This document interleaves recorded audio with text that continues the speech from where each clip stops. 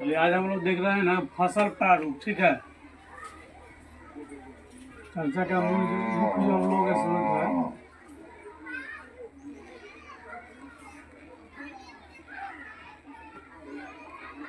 फसल प्रारूप पर हम चर्चा कर रहे हैं। ठीक ना, ऋतु के अनुसार हमारे यहाँ फसल 3 प्रकार की होती है।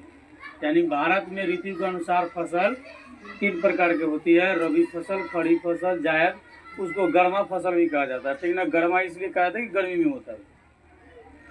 ठीक ना, गर्मा इसलिए कहा जाता है कि गर्मी में होता है। अब देख लीजिए, जैसे आपका खरीफ फसल जो है वो होता है जून से लेकर के जुलाई तक।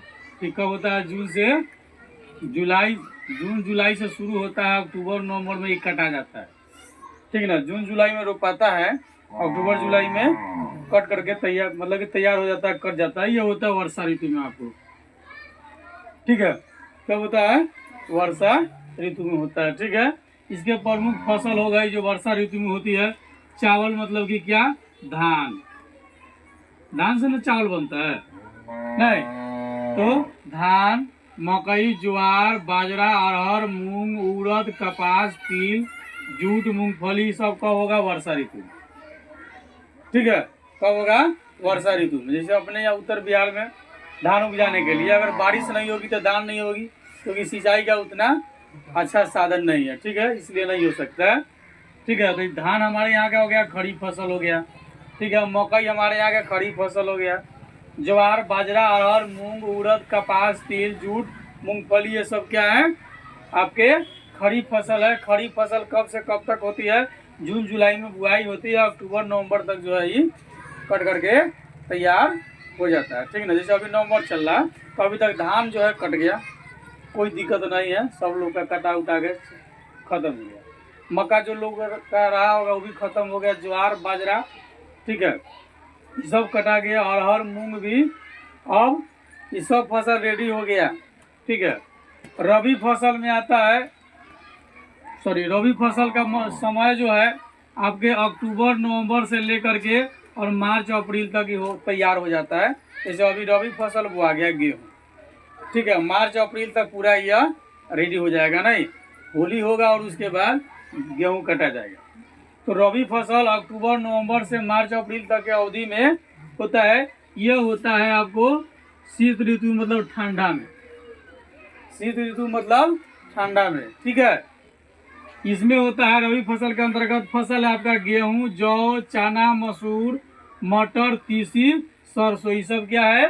रबी फसल है। ठीक है, अगला होता है जायद। इसको आप गर्मा फसल भी कह सकते हैं, जो गर्मी में होती है। ठीक है, यह मार्च अप्रैल से शुरू होता है और मई जून तक ये फसल तैयार हो जाता है। ठीक है, मई जून में इसको काट करके ना जून जुलाई में दूसरा फसल लगाया जाएगा। ठीक ना, यह ग्रीष्म ऋतु होता है, मतलब पूरा गर्मी में तपती हुई धूप में होगा। इस समय बहुत ज़्यादा गर्मी होता है। ठीक ना, गर्मी वाला जो मौसम होता है वह ग्रीष्म ऋतु कहता है। ठीक है, हमारे यहाँ मौसम से वर्षा ऋतु का को ऐसे मौसम मूल रूप से 6 को माना जाता है, लेकिन मूल रूप से अधिक, मतलब ज़्यादा जो है प्रभावित 3 को होता है, वर्षा ऋतु, शीत ऋतु और ग्रीष्म ऋतु। ठीक है, अब आपसे पूछेगा बताइए कि वर्षा ऋतु कब से कब तक होती है? जून जुलाई से लेकर अक्टूबर नवंबर तक। शीत ऋतु कब से कब तक होती है? अक्टूबर नवंबर से मार्च अप्रैल तक। ठीक है, और ग्रीष्म ऋतु कब से कब तक? मार्च अप्रैल से लेकर मई जून तक खूब गर्मी रहता है। ठीक है, जुलाई आता है तो वर्षा हो जाता है। अगस्त जब होता है तो 15 अगस्त, तो 15 अगस्त भीजता है और 26 जनवरी ठिठुरता है। ठीक है, 26 जनवरी इसलिए ठिठुरता है कि 26 जनवरी शीत ऋतु में होता है, अब 15 अगस्त वर्षा ऋतु में होता है। ठीक है ना, तो जुलाई अगस्त तक खूब वर्षा हो जाता है। तो अक्टूबर नवंबर से लेके मार्च अप्रैल तक ठंडा। ठीक है, मार्च अप्रैल से लेके मई जून तक खूब गर्मी, और जून के बाद में जून जुलाई से लेकर अक्टूबर नवंबर तक जो है वर्षा ऋतु रहेगा। ठीक है, वर्षा के बाद शरद कभी होगा, वर्षा तब ठंडा तब गर्मी, फिर वर्षा तब ठंडा तब गर्मी। ये हमेशा जो है मौसम का चक्र चलते रहता है। ठीक है, तो फसल प्रारूप में जो हम लोग देख रहे थे कि हमारे यहाँ ऋतु के अनुसार अगर कहे तो फसल 3 प्रकार की होती है, रबी फसल, खरीफ फसल, जायद या गर्मा फसल कह लीजिए, ठीक ना। रबी फसल को जाड़े के महीना में अक्टूबर से दिसंबर तो जो हम लोग चर्चा किए इसमें बोया जाता है। ग्रीष्म ऋतु में अप्रैल से जून के मध्य में इसको काट करके समाप्त कर दिया जाता है, ठीक है। इसमें जो फसल है आपके गेहूं, जौ, चना, मटर, मसूर, सरसों आदि, ठीक है। रबी फसल की खेती देश के कई सारे भाग में किया जाता है और देश के उत्तर पश्चिमी राज्य जैसे पंजाब रबी फसल आपका कहाँ कहाँ होता है, ठीक है। तो रबी फसल ये जो है इसको देख लीजिए 2 नंबर कहाँ कहाँ होता है, ठीक है। ये आपको पंजाब में खूब होता है। कहाँ होता है? पंजाब, हरियाणा भी होता है ना। पंजाब, हरियाणा, पश्चिम उत्तर प्रदेश,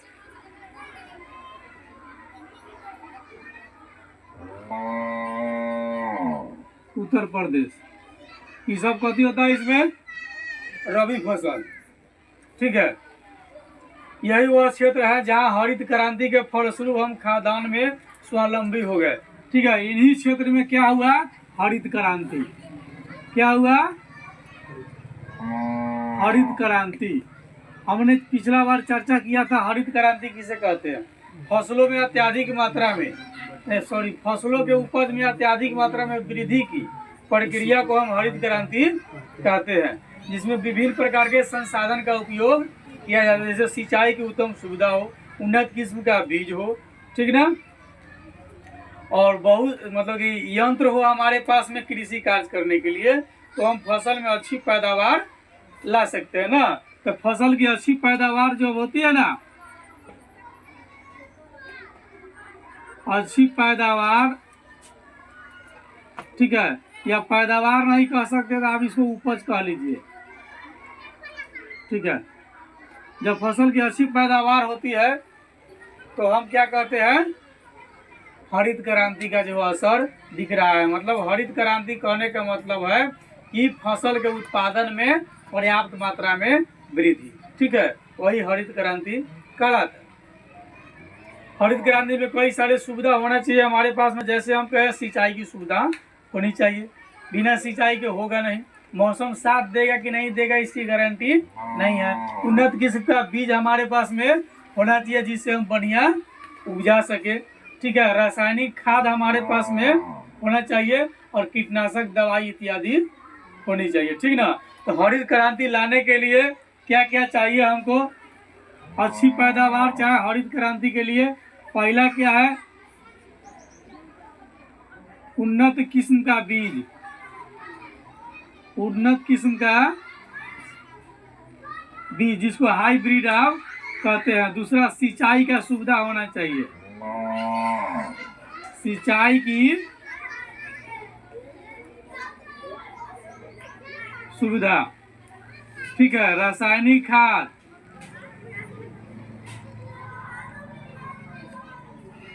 रासायनिक खाद मिलना चाहिए। उसके बाद में कीटनाशक दवाई,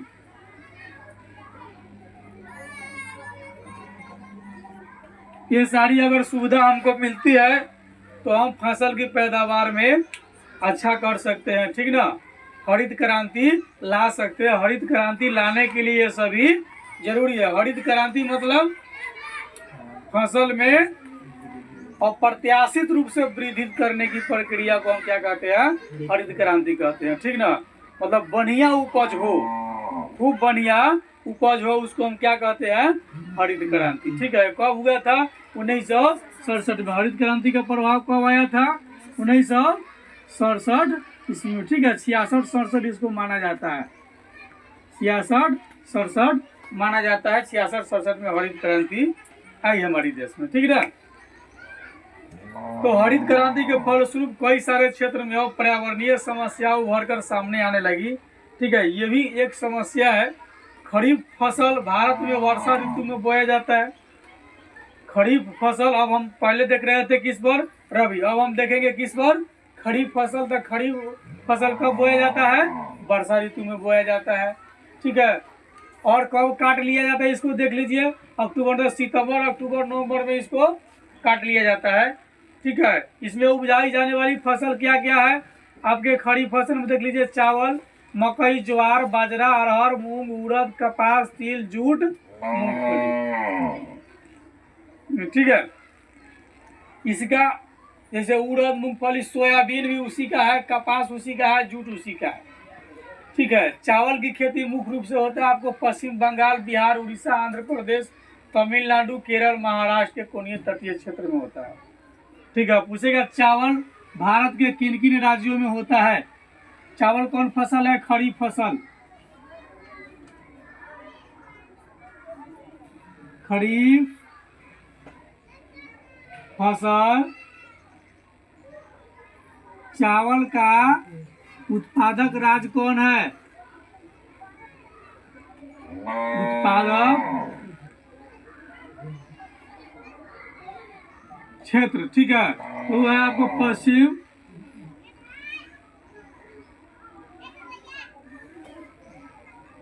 पश्चिम बंगाल,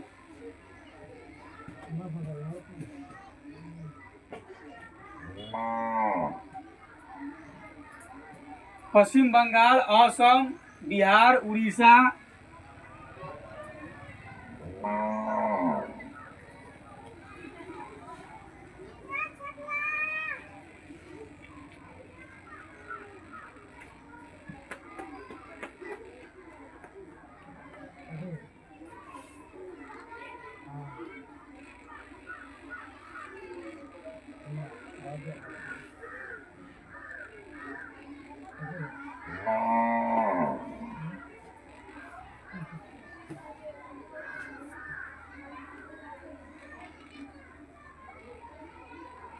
ये सब में क्या होता है? आपको चावल का उत्पादन होता है। ठीक है, पश्चिम बंगाल, असम, बिहार, उड़ीसा, आंध्र प्रदेश, तमिलनाडु, केरल, महाराष्ट्र। ठीक है, पिछले कुछ वर्षों से हरियाणा और पंजाब में भी अच्छी किस्म की बासमती चावल उपजाई जा रही है।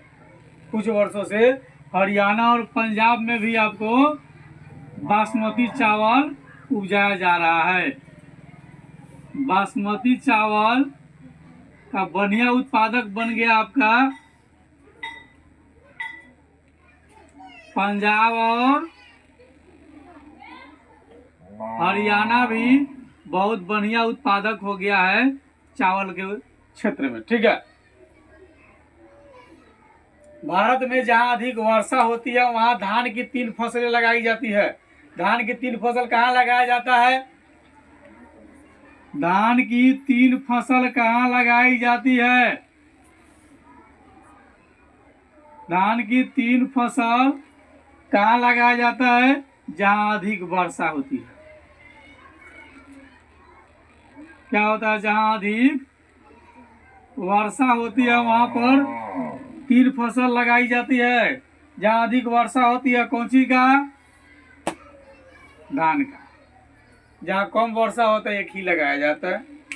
ठीक है, अब बचता आपका जायद गर्मा फसल। खरीफ और रबी फसल के बीच में ग्रीष्म ऋतु में जो फसल लगाई जाती है उसी को हम जायद या गर्मा फसल कहते हैं। इसमें मुख्य रूप से धान, मकई और कई सारे सब्जियों की खेती की जाती है। सब्जी में खासकर खीरा, ककड़ी, कद्दू, नेनुआ, भिंडी, खरबूज, तरबूज इत्यादि जो है ग्रीष्म ऋतु में उपजाया जाता है। ठीक है,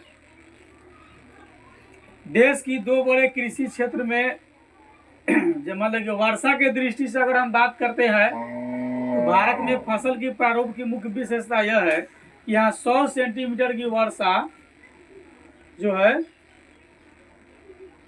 100 सेंटीमीटर की वर्षा की क्षेत्र के अनुसार से हम बांटते हैं। 100 सेंटीमीटर की वर्षा यानी कि सम वर्षा रेखा जो है देश के 2 भाग में बांट देता है।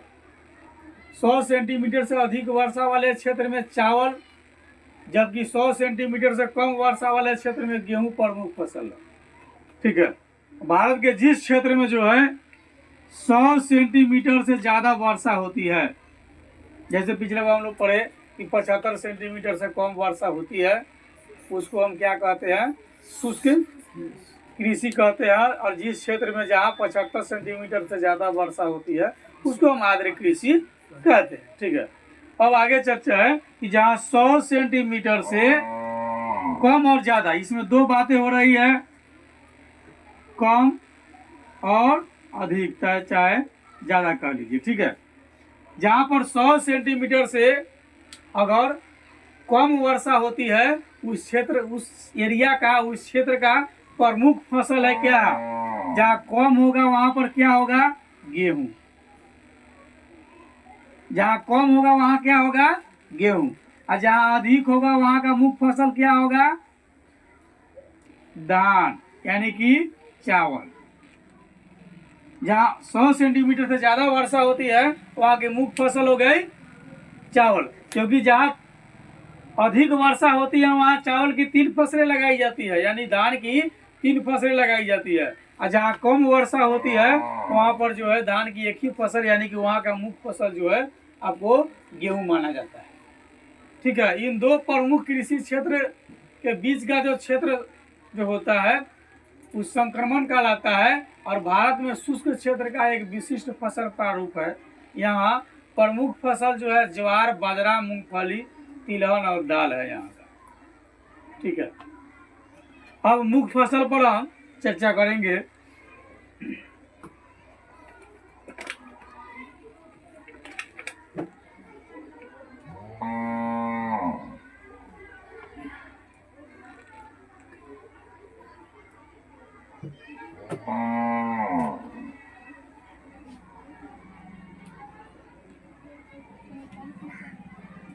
ना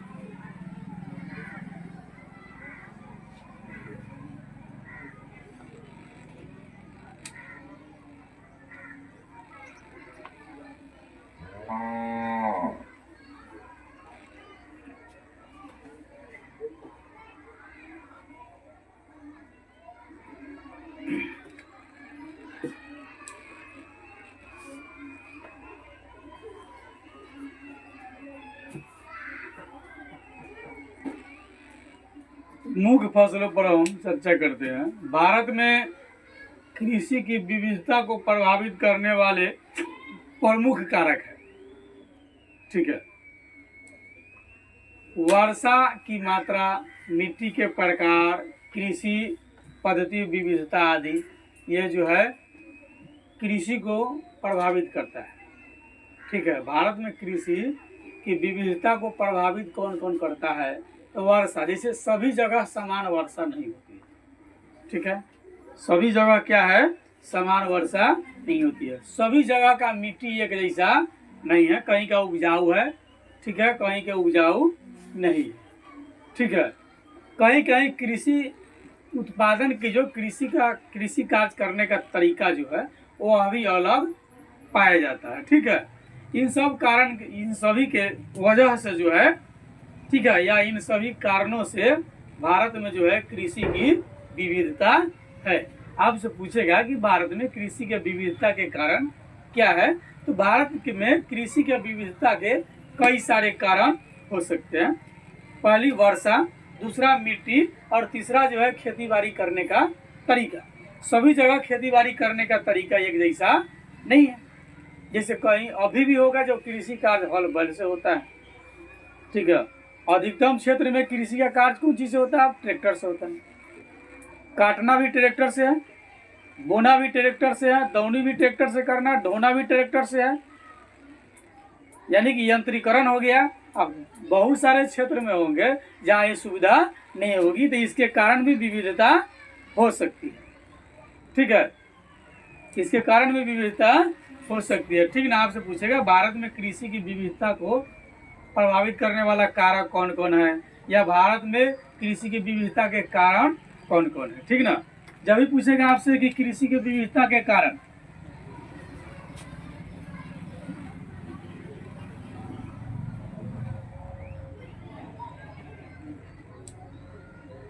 विविधता के कारण पूछे, कारक। ठीक है, ये दोनों में आपको याद रखना पड़ेगा कौन कौन कारक है। पहला कारक वर्षा, नहीं, दूसरा कारक मिट्टी, तीसरा कारण कृषि कार्य का क्या तरीका, कृषि कार्य का तरीका अलग अलग हो सकता है, ठीक ना। ये कृषि की विविधता के कारक है, ठीक है। कारण कितने हैं? 3, और कारक है वर्षा, मिट्टी और तरीका, ठीक है। इन सब कारण से जो है हम भारत में जो है कृषि विविध प्रकार की, विविध मतलब अलग अलग प्रकार के होता है, विविधता के मतलब अलग अलग भिन्न भिन्न प्रकार के कार्य होता है, ठीक है। इसके फलस्वरूप भारत में विविध फसलें भी उपजाई जाती है। इसमें प्रमुख फसल जो है भारत का धान, गेहूं, मकई, ज्वार, बाजरा, दलहन, तिलहन, पेय फसल, रेशे की फसल भी उपजाई, जैसे कपास रेशे की फसल है, चाय पेय फसल है। पेय फसल मतलब जिसको हम पीते हैं, खाद्यान्न फसल जिसको हम खाते हैं, ठीक है। रेशे की फसल जिससे रेशा बनता है। तो बताइए रेशेदार फसल के नाम बताइए, तो क्या बताएंगे आप? पटुआ, जूट, कपास, ठीक है। पूछेगा पेय फसल क्या है? चाय।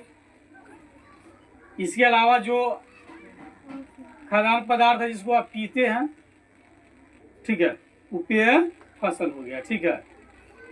हमारे यहाँ की प्रमुख खाद्यान्न फसल है क्या? चावल। भारत का सबसे मेन फसल कौन है खाए पिए में?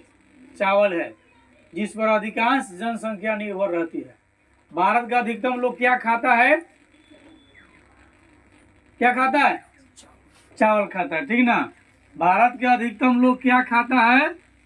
चावल खाता है। अधिकतम लोग का जो है क्या है? चावल है। चावल लोग खूब खाता है, ज्यादा इसी पर निर्भर है। विश्व का 22% चावल क्षेत्र भारत में है। भारत में पूरे दुनिया की अपेक्षा कितना प्रतिशत चावल उपजाया जाता है? ठीक है। विश्व की अगर अपेक्षा बात करेंगे तो भारत में चावल कितना है? 22% जो है भारत में चावल उत्पादन, ठीक है। यहाँ कुल भूमि का 23% है। चावल उत्पादित क्षेत्र जो है कुल भूमि का कितना है? हाँ, कुल भूमि का यहाँ पर 23% क्षेत्र है जिस पर चावल की खेती की जा सकती है, ठीक है। चावल की कृषि के लिए अनुकूल भौगोलिक दशाएं होना चाहिए, ठीक है। जैसे पहली बात, चावल उत्पादन के लिए पहला क्या चाहिए? तापमान। क्या होना चाहिए? तापमान, ठीक है। तापमान इसके लिए बहुत मायने रखता है।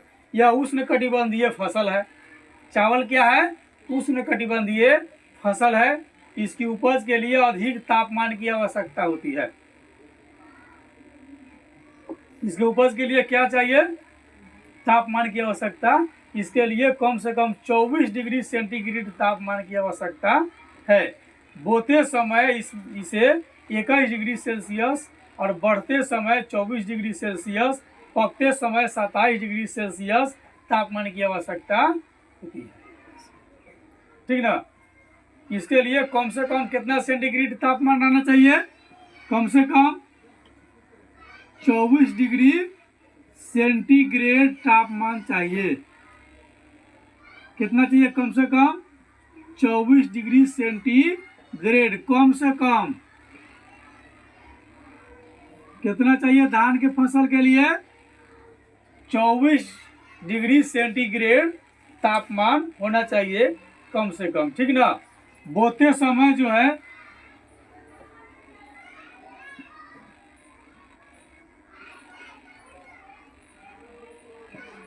इसको जब बोएंगे,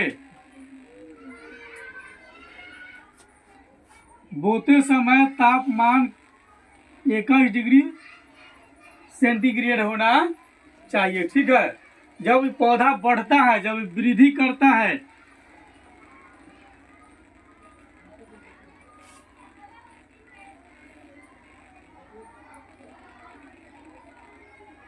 वृद्धि या बढ़ते समय में कम से कम 24 डिग्री सेंटीग्रेड होना चाहिए। ठीक है। अब पकते समय कितना रहना चाहिए धान के लिए?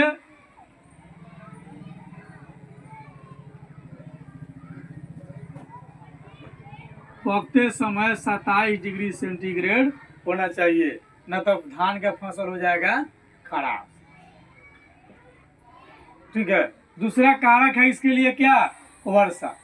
दूसरा कारक इसके लिए क्या है? वर्षा। वर्षा इसके लिए एकदम अनिवार्य चीज है। जल अगर इसको नहीं मिलेगा तो ये हो जाएगा खराब। ठीक है। जल के अभाव में धान के फसल हो जाएगा बर्बाद, हो भी नहीं करेगा। बिना वर्षा के धान के फसल हो ही नहीं सकता। दूसरा कारण इसके लिए है क्या? तो वर्षा। ठीक है। वर्षा ना होगा तो धान के फसल नहीं होगा। ठीक है। इसके कहा कि इसकी फसल के लिए 125 सेंटीमीटर से 200 सेंटीमीटर वर्षा की आवश्यकता होती है। ठीक है। धान की फसल के लिए वर्षा कितना चाहिए? 125 सेंटीमीटर से 200 सेंटीमीटर तक क्या होना चाहिए? वर्षा होना चाहिए। इससे कम होगा तो धान की फसल नहीं होगी। इससे कम वर्षा वाले क्षेत्र में अगर धान उपजाना है, ठीक है, खाए के मन है उस क्षेत्र में है, तो भैया वहाँ पर सिंचाई की सुविधा होनी चाहिए। समय समय पर खूब सिंचाई करेंगे, यानी कि पानी खूब पटाएंगे, तब होगा, ना तो चावल खाए के ना मिली, खरीदे के पड़ी। ठीक बा। तीसरा जो इसका कारक है धान की फसल के लिए वह है मिट्टी। सब मिट्टी पर धान के फसल नहीं होगा। बालू पर रोप दीजिएगा तो थोड़ी होगा।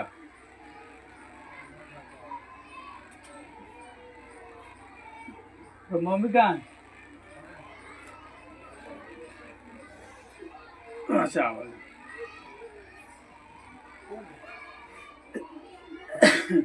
चलिए, मिट्टी चाहिए। ठीक है। इसके लिए अत्यंत उपजाऊ मिट्टी चाहिए। धान की फसल के लिए क्या चाहिए? बहुत उपजाऊ मिट्टी चाहिए। ठीक है। बहुत उपजाऊ मिट्टी कौन होता है? जलोढ़ मिट्टी। कौन होता है? कैसन मिट्टी चाहिए? जलोढ़ मिट्टी। जलोढ़ मिट्टी समझते हैं? जब नदी में बाढ़ आता है ना, तो बहुत सारे क्षेत्र से मिट्टी जो है दहा करके और दूसरे क्षेत्र में मिट्टी का भरण जो हो जाता है, ठीक है, जलोढ़ मतलब जल जकरा ओढ़ले आके कहीं रख देता है, जलोढ़ मिट्टी। तो जलोढ़ मिट्टी कब आएगा? जब बाढ़ आएगा तब, कि बिना बाढ़ के ना। तो जिस क्षेत्र में बाढ़ के कारण भराव हुआ है वह मिट्टी क्या है? जलोढ़ मिट्टी है। ठीक है। तो धान के लिए कौन मिट्टी चाहिए? जलोढ़ मिट्टी। जलोढ़ मिट्टी जो है अधिक उपजाऊ होता है। ठीक है। धान के फसल के लिए वर्षा कितना चाहिए? 125 सेंटीमीटर से लेकर 200 सेंटीमीटर तक। तापमान कितना चाहिए? कम से कम 24 सेंटीग्रेड। बोए तो 21 सेंटीग्रेड, बढ़े के बढ़िया 24 सेंटीग्रेड, और पके के बढ़िया 27 सेंटीग्रेड रहना चाहिए। ठीक है। अब मिट्टी हम देख रहे हैं, तो मिट्टी कैसा होना चाहिए? जलोढ़, मतलब मिट्टियों ताकतवर होना चाहिए, नहीं तो नहीं होगी। इसकी मिट्टी जो है चिकायुक्त दोमट भी होना चाहिए। या तो जलोढ़ होना चाहिए और नहीं तो दोमट होना चाहिए। ठीक है। जलोढ़ मिट्टी पर, दोमट मिट्टी पर क्या होगा? यह फसल जो है बढ़िया होगा। ठीक है। तो तीसरा कारक। चौथा कारक इसके लिए है श्रम, मेहनत। चौथा कारण मेहनत। बिना मेहनत के नहीं होगा। इसके कृषि में मानव श्रम की अधिक आवश्यकता होती है, यानी हमें ज्यादा मेहनत करना पड़ता है। इसमें क्या होता है? ज्यादा मेहनत करना पड़ता है। तब चावल खाइएगा, ना तो न खाइएगा।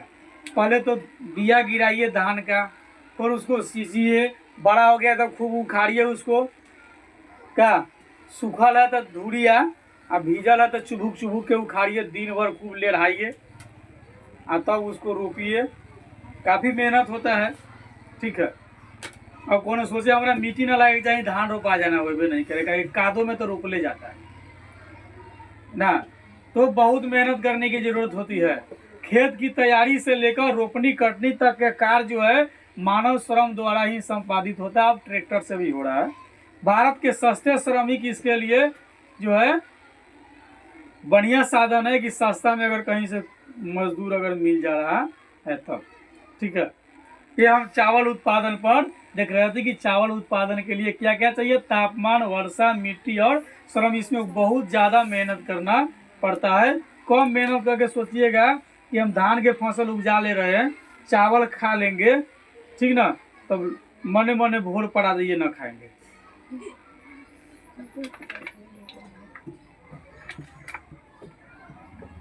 ठीक है।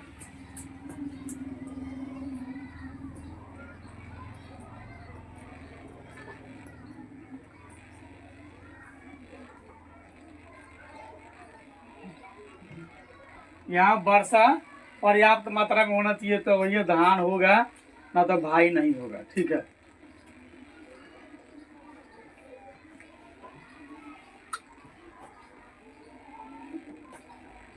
अब हम देखेंगे फसल उत्पादन और वितरण पर चर्चा करेंगे, ठीक है। फसल उत्पादन और वितरण पर देखेंगे, ठीक है। भारत का अधिकांश चावल जो है जलोढ़ मिट्टी के क्षेत्र में तथा डेल्टाई एवं तटीय भाग में उत्पादन होता है, ठीक ना।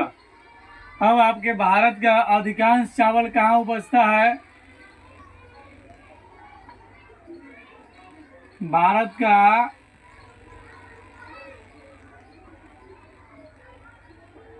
अधिकांश चावल का उत्पादन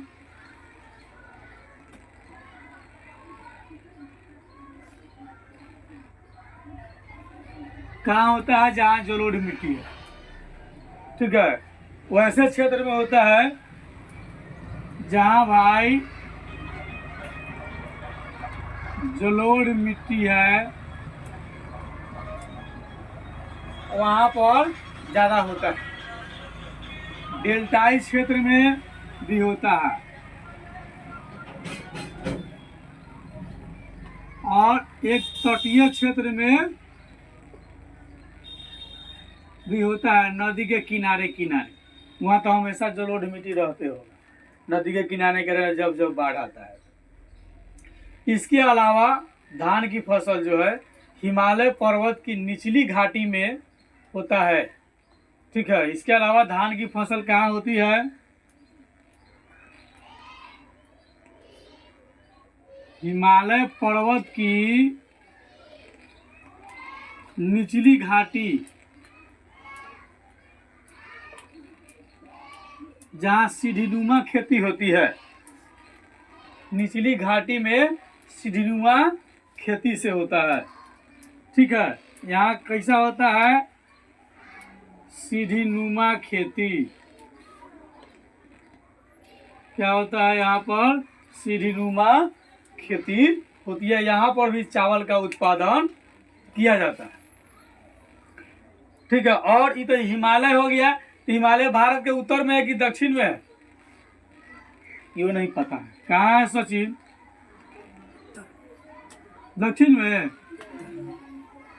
और इसका उत्पादन जो है भारत के दक्षिणी क्षेत्र में भी होता है, ठीक ना। भारत के दक्षिणी पठार में, ठीक है, कुछ घाटियों में भी चावल का उत्पादन किया जाता है, ठीक ना। भारत के दक्षिणी पठार,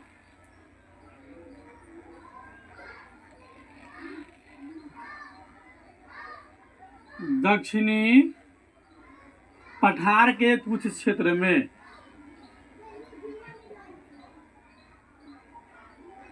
कुछ क्षेत्र में जो है आपको धान की फसल उगाई जाती है। ठीक है। सतलज गंगा के मैदान में सिंचाई की सहायता से चावल की कृषि उल्लेखनीय प्रगति किया है। इसके मुख्य उत्पादक राज्य, ठीक है, पश्चिम बंगाल, बिहार, उत्तर प्रदेश, आंध्र प्रदेश, उड़ीसा, छत्तीसगढ़, असम, केरल, तमिलनाडु। पश्चिम बंगाल में चावल की 3 ही किस्म उपजाई जाती है।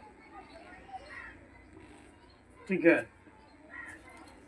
पश्चिम बंगाल में क्या होता है, चावल की 3 किस्म ही केवल उपजाई जाती है, इससे ज़्यादा नहीं उपजाया जाता है। ठीक है। ये हम देख रहे थे चावल उत्पादन की। ठीक है। किस चीज़ की हम चर्चा कर रहे थे अभी? पहला यह है चावल उत्पादन की चर्चा हम कर रहे थे। अब देखेंगे गेहूं किधर किधर होता है। ठीक है। अब क्या देखेंगे? हाँ, गेहूं किधर किधर होता है।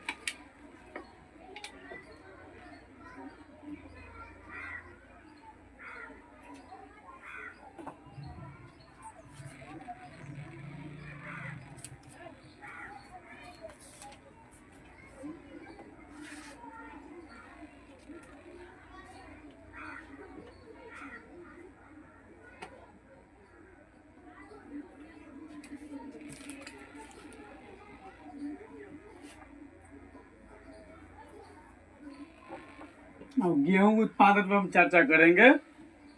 ठीक ना।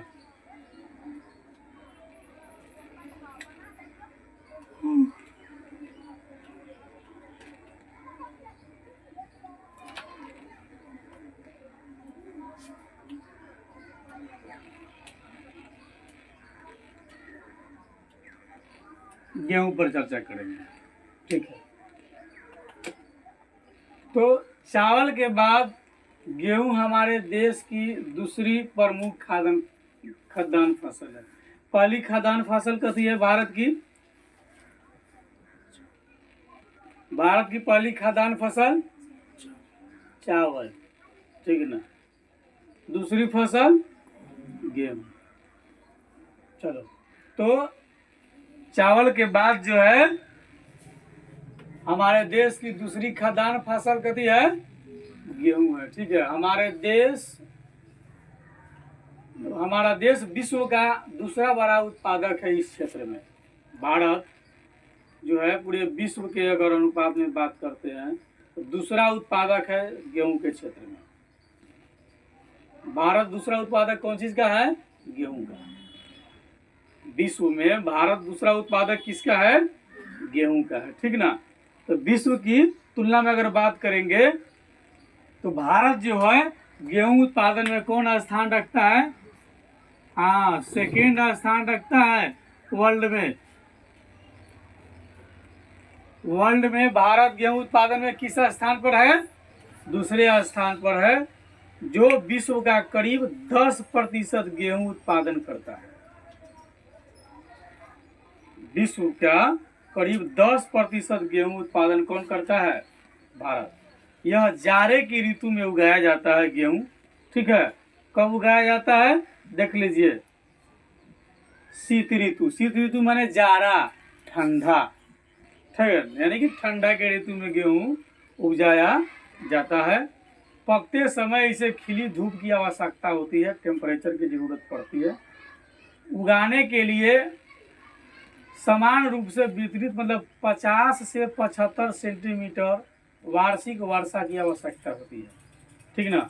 गेहूं के लिए कितना पानी की जरूरत पड़ेगी? वर्षा की बात करेंगे तो गेहूं के लिए वर्षा कितना चाहिए? 50 से 75 सेंटीग्रेड होगा तो गेहूं की फसल जो है हो जाएगी। 100 सेंटीमीटर से अधिक वार्षिक वर्षा वाले क्षेत्र में इसकी खेती नहीं की जा सकती है। इसकी खेती कहाँ की जाएगी? जहाँ की वार्षिक, ठीक है, यानी जहाँ ठंडी के महीना में वर्षा न होता है वहाँ पर गेहूं की खेती की जाएगी। ठीक ना। जहाँ वार्षिक अगर बात करते हैं तो वार्षिक अनुपात अगर देखते हैं कि 100 सेंटीमीटर से अधिक अगर वर्षा का क्षेत्र है तो वहाँ पर गेहूं का उत्पादन नहीं होगा। इसके लिए 75 से मतलब 50 से 75 सेंटीग्रेड तक ही वर्षा रहना चाहिए। ज़्यादा वर्षा में फसल क्या हो जाएगा, खराब हो जाएगा। ठीक है, 100 सेंटीमीटर की वार्षिक वर्षा जो है समरेखा गेहूं और चावल प्रधान क्षेत्र को अलग अलग करती है। ठीक है, जब ज़्यादा वर्षा का समय होगा तो धान की फसल लगाई जाएगी, जब कम वर्षा होगा तो गेहूं की फसल लगाई जाएगी। सिंचाई की सहायता से गेहूं जो है 20 सेंटीमीटर वार्षिक वर्षा वाले क्षेत्र में भी उगाया जा सकता है, अगर सिंचाई की साधन है। दूसरी बात है कि यदि सिंचाई की साधन है तो जहां 20 सेंटीग्रेड तक की जहां बात है, जहां 20 सेंटीग्रेड वार्षिक वाला क्षेत्र है, वहां पर भी क्या करते हैं, गेहूं की फसल उगाई जा सकती है। कम से कम 20 सेंटीग्रेड के क्या होना चाहिए, वर्षा होना चाहिए। यहाँ पर भी हम गेहूं की फसल लगा सकते हैं, लेकिन बशर्ते इसके लिए हमको सिंचाई की सुविधा होना चाहिए, तब होगा, नहीं तो नहीं हो। ठीक है, 1967 ईस्वी में देश में हरित क्रांति आई। ठीक है, हरित क्रांति हम पहले चर्चा किए। कब आया हरित क्रांति? हाँ, ऑब्जेक्टिव क्वेश्चन पूछेगा, भारत में हरित क्रांति आई 1967, 68, 85 और कुछ दे देगा ऑप्शन। ठीक है, तो भारत में हरित क्रांति कब आई? 1967 ईस्वी में। ठीक है, इसका सबसे अधिक प्रभाव हमारे देश में गेहूं की खेती पर पड़ा। हरित क्रांति में सबसे ज्यादा किस चीज पर प्रभाव पड़ा? गेहूं पर। ठीक है,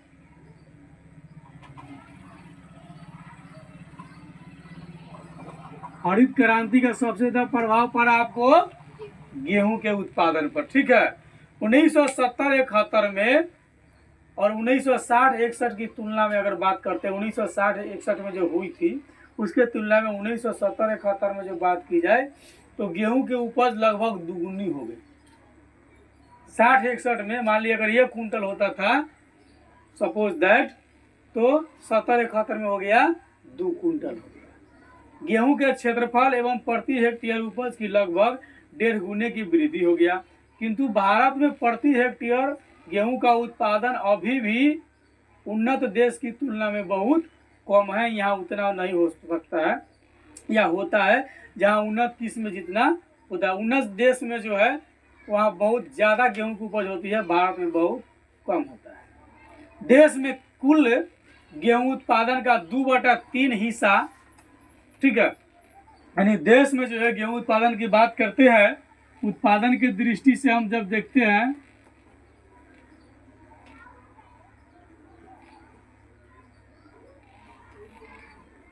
उत्पादन की दृष्टि से अगर हम देखते हैं तो 2/3 कितना 2/3 हिस्सा जो है पंजाब, हरियाणा, उत्तर प्रदेश में ही गेहूं का उत्पादन होता है। दृष्टि से 2/3, ठीक है। उत्पादन गेहूं का कहाँ होता है? पंजाब, हरियाणा और उत्तर प्रदेश में होता है। 2/3 का मतलब समझ रहे हैं, कै प्रतिशत भारत का। ठीक है, प्रतिशत निकालना हो तो आप इसको कर लीजिए, इधर लिख दे, इधर लिख दे। 2/3 मतलब ऐसे कर लीजिए, ठीक है। ये हो गया 200 और 3 से भाग दीजिए, 3 6 का 18, ठीक है। ऊपर से उतरा कितना? 2 0, फिर 3 6 18, 2, ठीक है, 6 6 मतलब लगभग 66.5% अगर गेहूं का उत्पादन अगर कहे तो आपको पूरे भारत में जो है पंजाब, हरियाणा, उत्तर प्रदेश करता है 66.5%। ठीक है, उधर जो बच गया आपको शेष जो बच जा रहा है ठीक है, मतलब लगभग 33-34% जो बच रहा है उसमें पूरा अन्य राज्य है। सबसे ज्यादा उत्पादन कौन कौन राज्य करता है? कहा नहीं बोले, इतना जोर से बोलता है कि आवाज नहीं सुनाएगा। हाँ, नहीं जोर से बोल सकते दिक्कत नहीं है। उत्पादन की दृष्टि से 2/3 जो है गेहूं का उत्पादन पंजाब, हरियाणा और उत्तर प्रदेश में आपको होता है। उत्तर प्रदेश देश का सबसे बड़ा गेहूं उत्पादक राज्य है। देश का सबसे बड़ा गेहूं उत्पादक राज्य कौन है? उत्तर प्रदेश। ये नंबर 1 पर है गेहूं के उत्पादन में। देश का सबसे प्रथम स्थान कौन रखता है? उत्तर प्रदेश। उत्तर प्रदेश राज्य भारत में गेहूं के उत्पादन में प्रथम स्थान रखता है। ठीक है, उत्तर प्रदेश गेहूं उत्पादन सबसे अधिक करता है, भारत में इसका पहला स्थान। ठीक है, यहाँ पर भारत का लगभग 1/3 गेहूं पैदा किया जाता है। ठीक ना, ये पूरा मिलाकर के भारत में कितना उत्पादन करता है? 2/3। और खाली उत्तर प्रदेश अकेला, खाली उत्तर प्रदेश अकेला कितना करता है? 1/3। ठीक है, अब इसको आप कीजिएगा कि कितना करता है। 100 में 3 से भाग दे दीजिए। ठीक है, इसको अगर पूरा जांचना है 1/3 गुने 100, 100/3, 3/9, 3/9 मतलब 33 कुछ प्रतिशत अकेले खाली उत्तर प्रदेश करता है। और आधा में पंजाब, हरियाणा, बिहार, अन्य राज्य आपको हो गया जो गेहूं का उत्पादन करता है। उत्तर प्रदेश सबसे ज्यादा गेहूं का उत्पादन करता है। ठीक है, आगे हम देखते हैं बिहार और पश्चिम बंगाल जैसे गैर परंपरागत क्षेत्र में इसकी खेती अब बढ़ी है पहले की अपेक्षा, और दोनों राज्य मिलकर देश का 8% गेहूं का उत्पादन करता है। बिहार और पश्चिम बंगाल मिलकर के कितना गेहूं का उत्पादन करता है? बिहार और पश्चिम बंगाल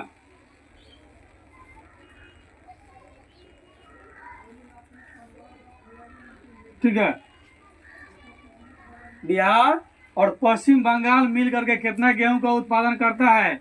8%। ठीक है, तो 33-8 जोड़ लीजिए, 41.33% जो है कि आपको उत्तर प्रदेश, बिहार, पश्चिम बंगाल बाद बाकी जो बच गया अन्य राज्य उत्पादन करता है। मध्य प्रदेश के मालवा के पठार तथा महाराष्ट्र में भी गेहूं की कृषि बड़े क्षेत्र पर किया जाता है। ठीक है, ये हम चर्चा कर रहे थे गेहूं। अब हम मोटे अनाज पर देखेंगे। ठीक है,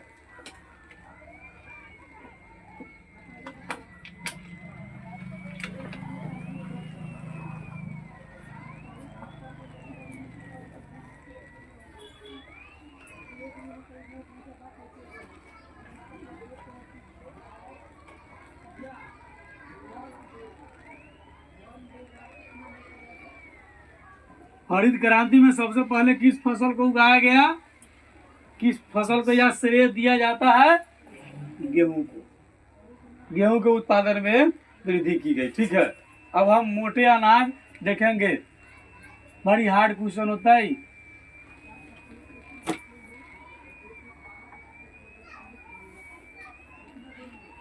आईएएस में पूछा गया मोटे अनाज का नाम बताइए, आईएएस के इंटरव्यू में।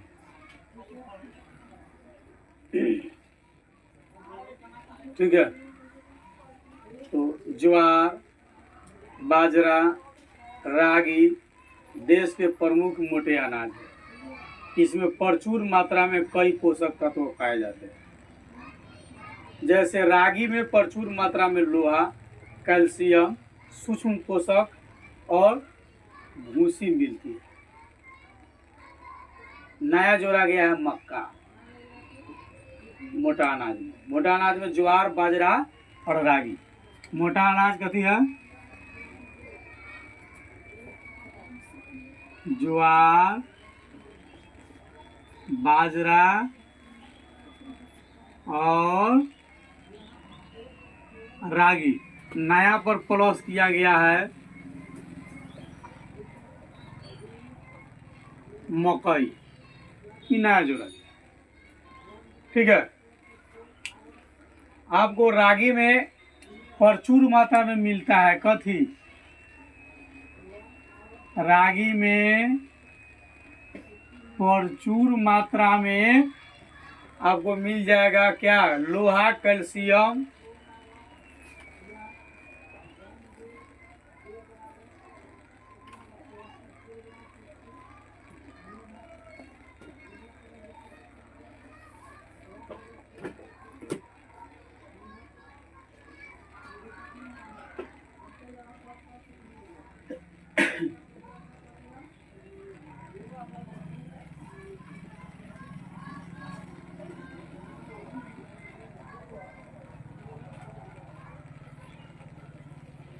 सूक्ष्म पोषक तत्व और भूसी।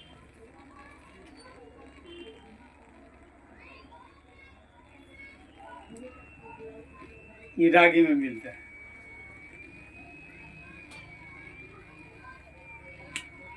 ठीक है। ये मोटा अनाज आपसे जब पूछे बता दीजिए मोटा अनाज ज्वार, बाजरा, रागी। नया पर जोड़ा गया मकई। ठीक है। मोटे अनाज के बाद में अगला अनाज की बारी है आपको ज्वार। तो पढ़ लिए रागी के बारे में। अब ज्वार में पढ़िए आप। ज्वार क्या है? मोटा अनाज है। बाजरा क्या है? मोटा अनाज है। ज्वार भारत में चावल और गेहूं के बाद ज्वार सबसे प्रमुख खाद्यान्न फसल है। मतलब ज्वार जो है ये तीसरे स्थान पर है। चावल और गेहूं के बाद में तीसरे स्थान रखता है कौन? ज्वार। खाद्यान्न फसल है। इसे उन क्षेत्र में बोया जाता है जहां चावल और गेहूं की खेती नहीं की जाती है। ज्वार वहां बोया जाता है जहां चावल और गेहूं की खेती नहीं की जा सकती, मतलब उस तरह की वातावरण नहीं है। यह वर्षा पर निर्भर कृषि है और इसमें सिंचाई की व्यवस्था उपलब्ध नहीं होती है। इसका सबसे बड़ा उत्पादक राज्य महाराष्ट्र है। ठीक ना? सबसे बड़ा उत्पादक राज्य कौन है? महाराष्ट्र है। महाराष्ट्र में ज्वार की खेती की जाती है। जो महाराष्ट्र अकेले 51% ज्वार पैदा करता है। महाराष्ट्र में ज्वार की उत्पादन कितनी होती है? 51% ज्वार की उत्पादन जो है आपको महाराष्ट्र करती है। कर्नाटक, आंध्र प्रदेश और मध्य प्रदेश इसके अन्य उत्पादक राज्य है। यानी कि ज्वार की खेती कर्नाटक में भी होता है। ठीक है। महाराष्ट्र के अलावा ही महाराष्ट्र प्रथम स्थान पर है। कर्नाटक में भी होता है, आंध्र प्रदेश में भी होता है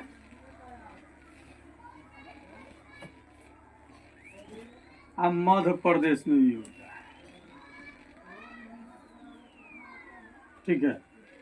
इसके उत्पादक महाराष्ट्र के अलावा कर्नाटक, आंध्र प्रदेश, मध्य प्रदेश में भी ज्वार की खेती की जाती है। मोटे तौर पर ज्वार के उत्पादन के अंतर्गत 16.5% जो है कृषिगत भूमि लगी है और इससे भारत का 10% खाद्यान्न उपलब्ध होता है।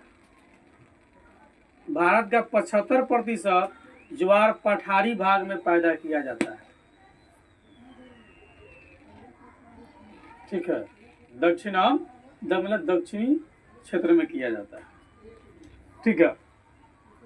और ज्वार के बाद मोटे फसल देखिए आप, बाजरा,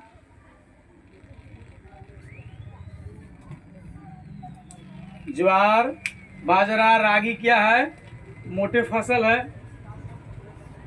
तो बाजरा जो है भारत की कुल कृषिगत भूमि के 7% भूमि पर उगाया जाता है। भारत में जितना कृषि का क्षेत्र है उस कुल कृषि क्षेत्र में जो है 7% क्षेत्र पर जो है बाजरा की खेती की जाता है। भारत के जो कृषि योग्य जो भूमि है उसमें से 7% क्षेत्र पर बाजरा की खेती होती है। निर्धन लोग के लिए और पशुओं का यह प्रमुख आहार है। गरीब लोग इसको उपजाते हैं और माल मवेशी के खाने के लिए मुख्य आहार है बाजरा। यह बलुआ और उथली काली मिट्टी पर अधिकांशतः उगाया जाता है। ठीक है, कैसा बाजरा किस मिट्टी पर होता है, इसके लिए मिट्टी कैसा चाहिए, बलुआ, मतलब बलुअट मिट्टी चाहिए। बलुअट मिट्टी पर भी हो जाएगा क्योंकि वहां तक सिंचाई की सुविधा है नहीं, तो गरीब लोग भी इस पर करेंगे, दूसरा कौन करेंगे।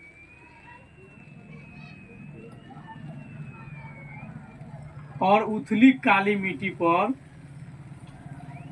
ठीक है, बलुआ मिट्टी और उथली काली मिट्टी पर जो है आपको बाजरा की खेती की जाती है। ठीक है, बाजरा का सबसे बड़ा उत्पादक राज्य आपको गुजरात है। बाजरा के क्षेत्र में सबसे बड़ा उत्पादक राज्य कौन है, गुजरात।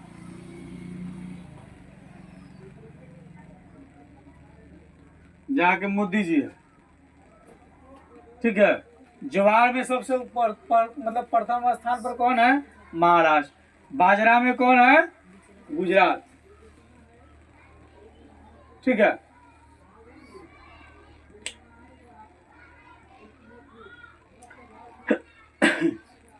तो गुजरात में 24% जो है बाजरा की खेती होती है। 24% गुजरात में बाजरा की खेती होती है। राजस्थान में भी खूब बालू है। राजस्थान में भी खूब बालू है। यहाँ पर 20% बाजरा की खेती होती है।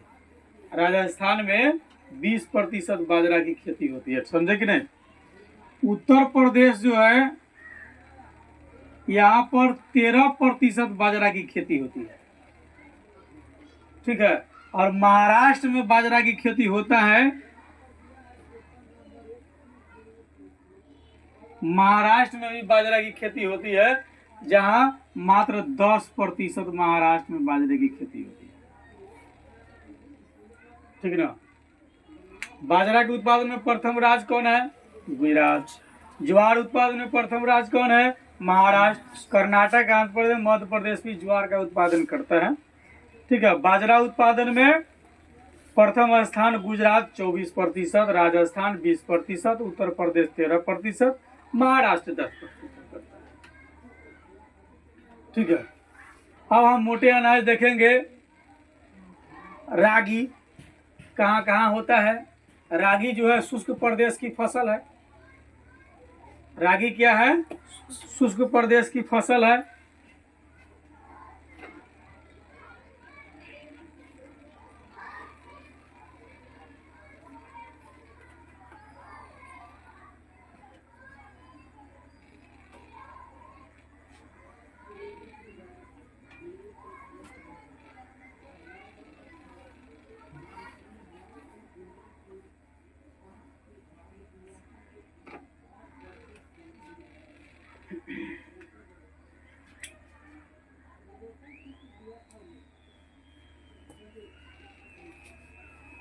रागी के बारे में हम देखेंगे तो रागी जो है शुष्क प्रदेश का फसल है। शुष्क पूछते हैं,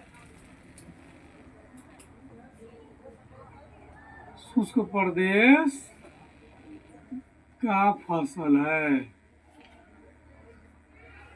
जहाँ ज्यादा गर्मी होता है वहाँ रागी होता है। यह लाल, काली, बलुआ, दोमट और उथली काली मिट्टी पर अच्छी तरह उगाया जाता है। गर्मी हो लेकिन मिट्टी, ठीक है, राई के लिए मिट्टी कैसा चाहिए,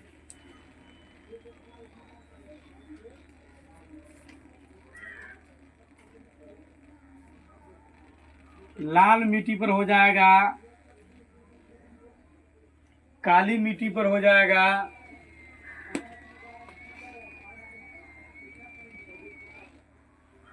बलुआ दोमट मिट्टी पर हो जाएगा, और उथली काली मिट्टी पर हो जाएगा।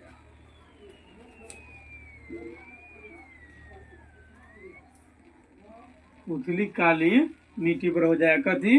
रागी की फसल। कर्नाटक इसका सबसे बड़ा उत्पादक राज्य है। सबसे ज्यादा रागी का उत्पादन कौन करता है? कर्नाटक। सबसे ज्यादा उत्पादन कौन करता है? कर्नाटक करता है। कर्नाटक ना, कर्नाटक प्रथम स्थान है। कर्नाटक जो रागी उत्पादन में क्या रखता है? प्रथम स्थान रखता है। मतलब सबसे ज्यादा रागी का उत्पादन कौन करता है? कर्नाटक करता है। इसके बाद तमिलनाडु दूसरा इसका जो है उत्पादक राज्य है। ठीक है, दूसरा उत्पादक राज्य है तमिलनाडु। दूसरा कौन है? तमिलनाडु। कथी में? रागी उत्पादन में। ठीक है, और कई सारा राज्य आपको हिमाचल प्रदेश में भी होता है।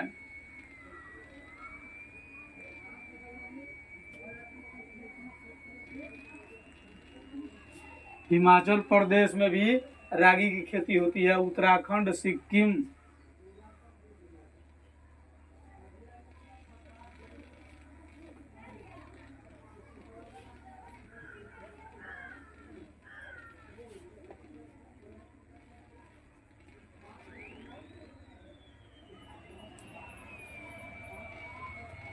झारखंड और अरुणाचल प्रदेश में,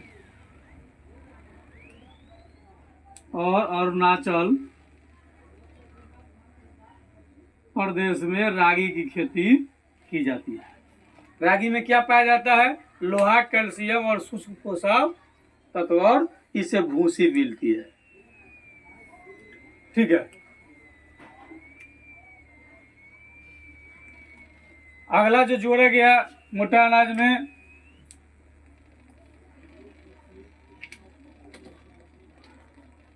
मकई।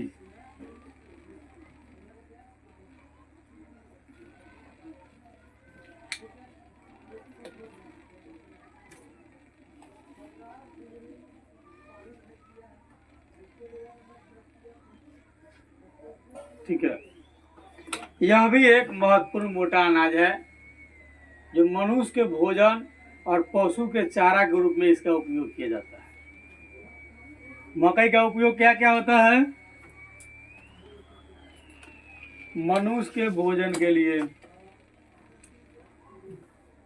ठीक ना,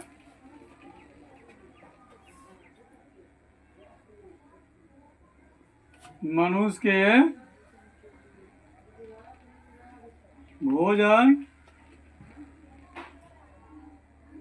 और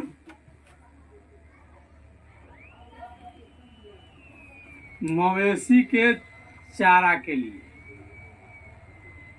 भोजन के लिए और मवेशी के चारा के लिए जो है उपयोग किया जाता है। किसका? मकई का।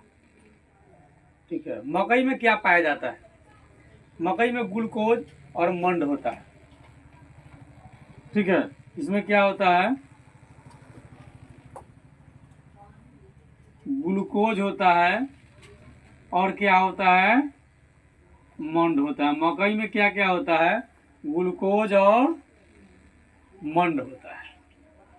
ठीक है, इस कारण इसे पशुओं को मोटा करने के लिए खिलाया जाता है।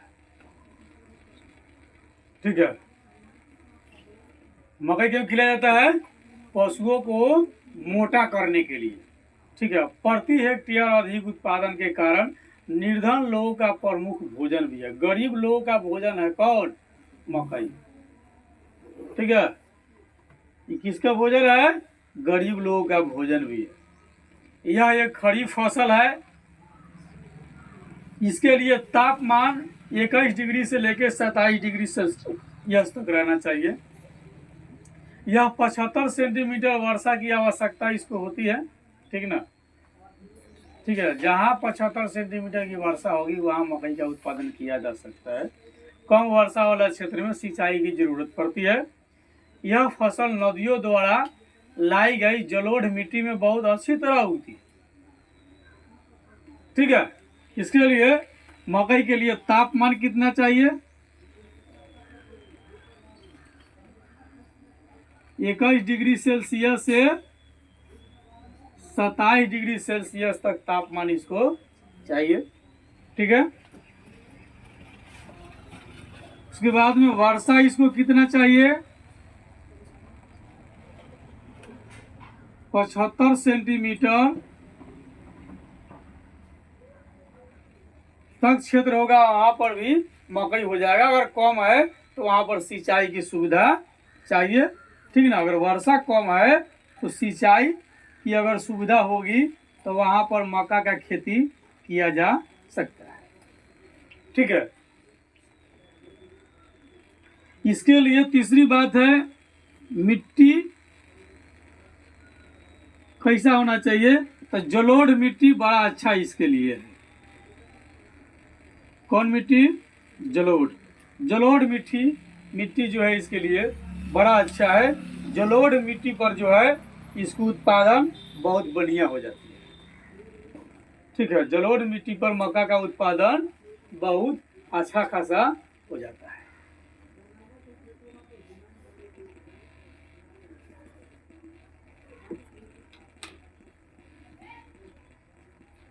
मुख्य रूप से मैदानी भाग की फसल है यह, ठीक है। आधुनिक प्रौद्योगिक निवेश जैसे उच्च पैदावार देने वाले बीज, उर्वरक और सिंचाई के उपयोग से मक्का का उत्पादन खूब बढ़ा है।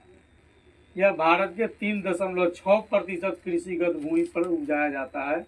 कर्नाटक, उत्तर प्रदेश, बिहार, आंध्र प्रदेश, मध्य प्रदेश मक्का का मुख्य उत्पादक राज्य है। कौन कौन? कर्नाटक, उत्तर प्रदेश, बिहार, आंध्र प्रदेश, मध्य प्रदेश, ठीक है। इस सब क्षेत्र में क्या होता है? मक्का का उत्पादन खूब होता है।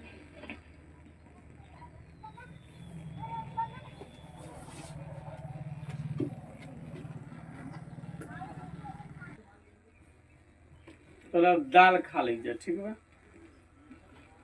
अब दाल के बारे में पढ़िए।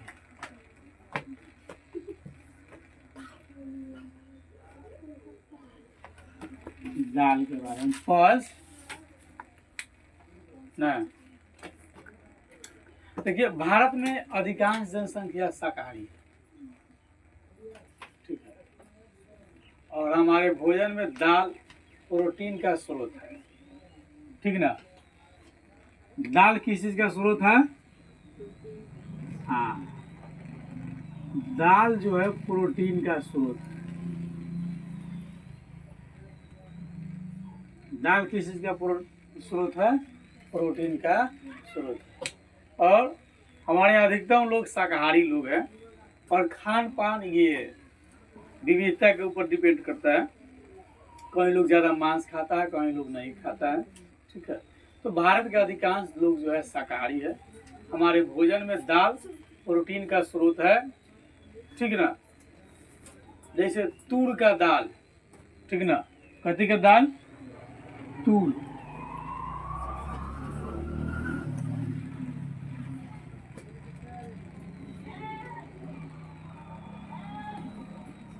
मतलब अरहर। तूर माने अरहर। उड़द, मूंग, मसूर, मटर, चना ये भारत की प्रमुख दलहनी फसल है, ठीक ना। हमारा दाल कथी का होता है? तूर के, उड़द के, मूंग के ना, मसूर के, ठीक है। और एक और होता है चना, मटरों का दाल होता है, होता है। अच्छा। हमारे यहाँ के अरहर, उड़द, मूंग, मसूर और चना जो है प्रमुख दलहन फसल है। दाल के उत्पादन में उस अनुपात में वृद्धि नहीं हुई है जितना होना चाहिए। जिस अनुपात में अनाज हमारे यहाँ बढ़ा है उतना दाल का उत्पादन नहीं हुआ है। कुल फसल क्षेत्र में दालों की खेती का प्रतिशत घट गया है धीरे धीरे।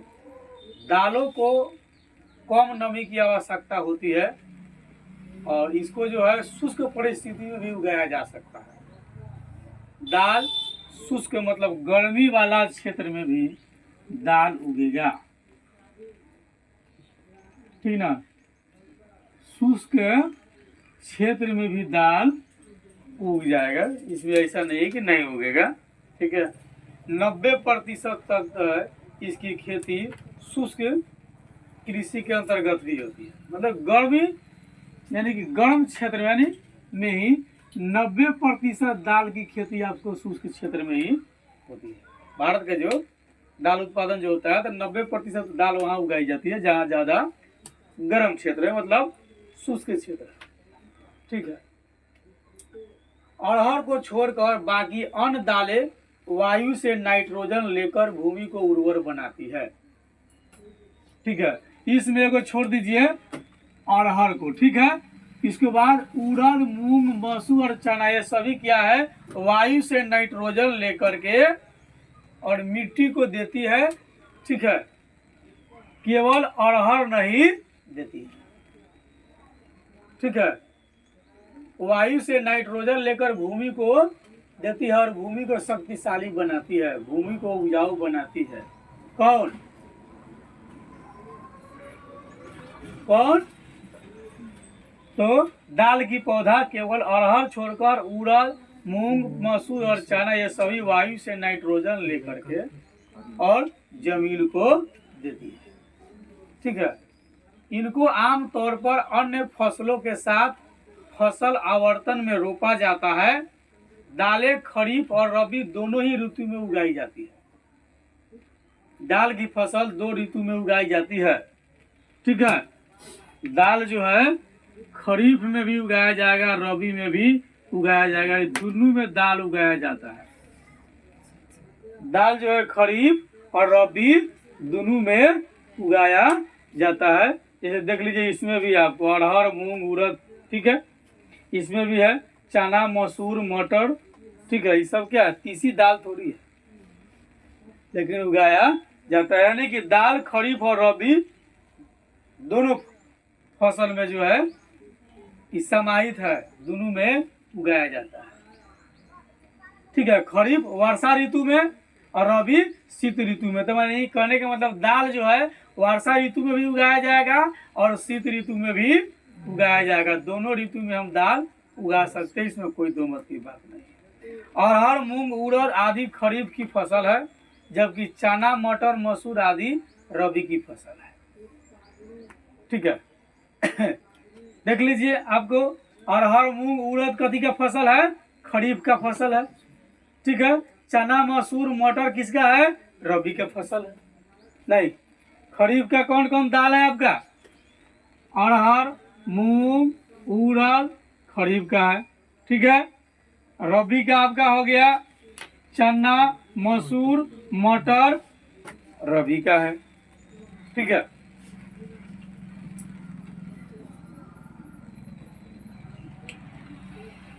दाल का उत्पादन बढ़ाने के लिए राष्ट्रीय दाल विकास कार्यक्रम भी 1886 से 87 में शुरू किया गया है, ठीक है। राष्ट्रीय दाल विकास कार्यक्रम,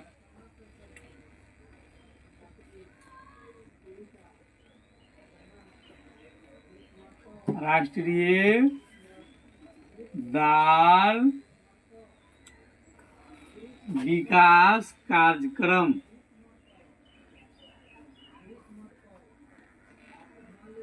ठीक है। राष्ट्रीय दाल विकास कार्यक्रम 1986-87 में शुरू किया गया। कब किया गया, 1986-87 में शुरू किया गया। क्यों, दाल की उत्पादन बढ़ाने के लिए। लेकिन फिर भी दाल का उत्पादन जो है संतोषजनक नहीं है। हमारे यहाँ। ठीक है, तो दाल की जो फसल है वो खरीफ भी है और रबी भी है, यानी वर्षा ऋतु में भी उगाई जा सकती है और शीत ऋतु में भी उगाई जा सकती है। ठीक है, अब हम गन्ना पर देखेंगे।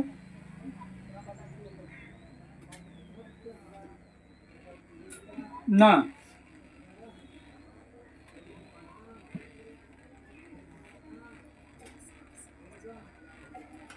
गन्ना माने ऊख, ऊखन होता है ईख, तो किदाई भाषा में ईख, हमनी के भाषा में ऊख।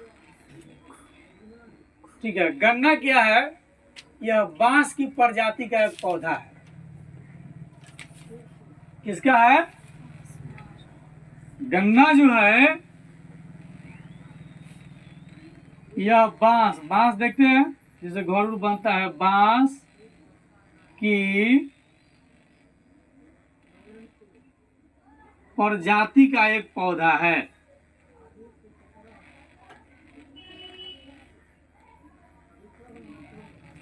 गन्ना क्या है? यह बांस की प्रजाति का एक पौधा है जिससे मीठा रस निकलता है और इससे गुड़ तथा चीनी तैयार किया जाता है। नहीं, ठीक ना? इससे रस कैसा निकलता है?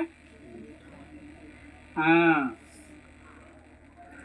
इससे मीठा रस निकलता है और तैयार किया जाता है गुड़, ओकरा के अपना यहाँ कहल जाला मीठा। ठीक है, और चीनी बनता है गन्ना से। ठीक है, गन्ना क्या है? बांस प्रजाति का एक पौधा है या। ठीक है, भारत को गन्ने की जन्मभूमि कहा गया है। गन्ना का जन्मभूमि कौन है? भारत को गन्ने की जन्मभूमि कहा जाता है। भारत को किसकी जन्मभूमि कहा जाता है? गन्ने की। ठीक ना? कहता है भारत को गन्ने की जन्मभूमि कहा जाता है।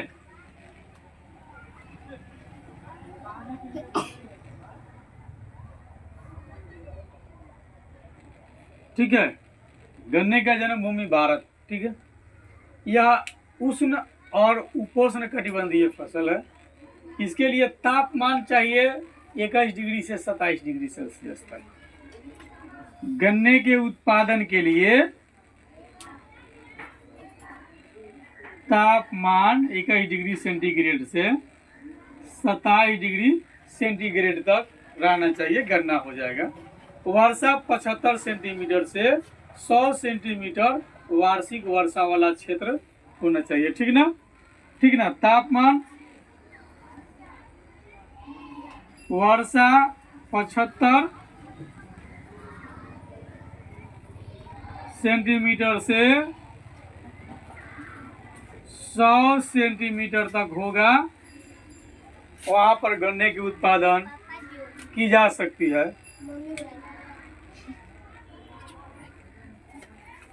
ठीक है, कम वर्षा वाले प्रदेश में इसे सिंचाई की आवश्यकता होती है। यह अनेक प्रकार की मिट्टी में उगाया जाता है, इसके लिए मिट्टी कोनो विशेष नहीं है। फिर भी गहरी दोमट मिट्टी जिसमें जल का प्रवाह अच्छा रहता है, इसकी कृषि के लिए बहुत बढ़िया होता है। ठीक ना? इसके लिए मिट्टी चाहिए गहरी दोमट मिट्टी।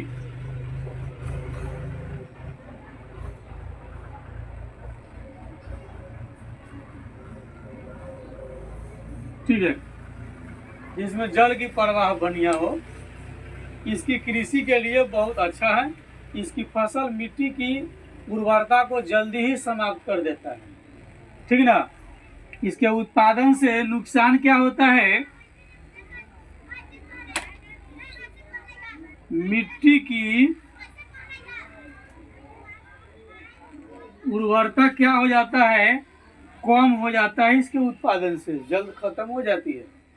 इसलिए इसकी खेती में काफ़ी मात्रा में खाद की ज़रूरत होती है।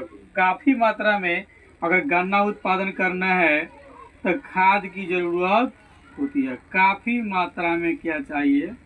खाद की ज़रूरत होती है, पर्याप्त मात्रा। भारत में यह फसल दक्षिण में कन्याकुमारी से लेकर उत्तर में पंजाब के गुरदासपुर तक उगाया जाता है। ठीक है। गन्ना का क्षेत्र है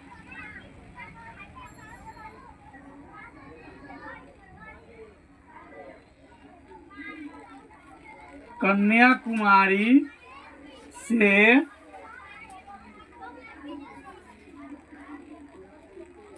पंजाब में गुरदासपुर तक जो है गन्ने की खेती की जाती है, किंतु इसके मुख्य उत्पादक क्षेत्र जो है 25 सेंटीग्रेड उत्तरी अक्षांश के दक्षिण में ही पाया जाता है। दक्षिण भारत में इसकी कृषि के लिए उत्तर भारत की तुलना में अधिक अनुकूल परिस्थिति उपलब्ध है वहाँ। ठीक है, ये गन्ना के बारे में हम लोग देख रहे थे। अब तिलहन के बारे में हम लोग देखेंगे।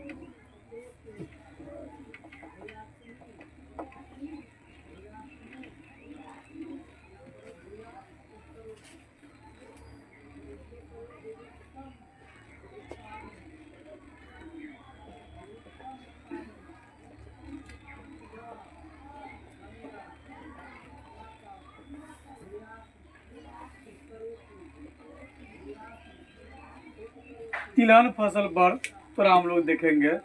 भारत विश्व में सबसे बड़ा तिलहन उत्पादक देश है। ठीक है, तिलहन के उत्पादन में भारत विश्व में जो है क्या है, सबसे बड़ा तिलहन उत्पादक है। भारत विश्व में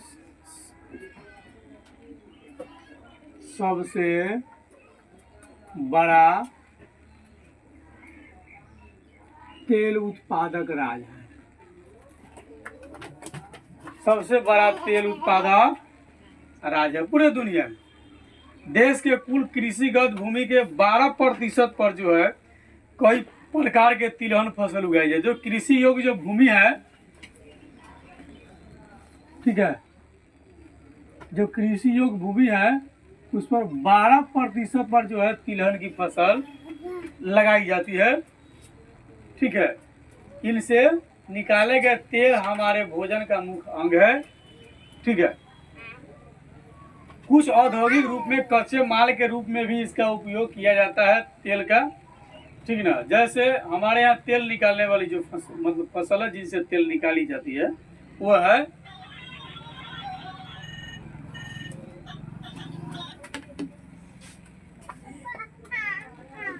मूंगफली, सरसों, उधर खेलो उधर। उसका मोबाइल किधर गया? इधर रहो, इधर ये ले जाओ।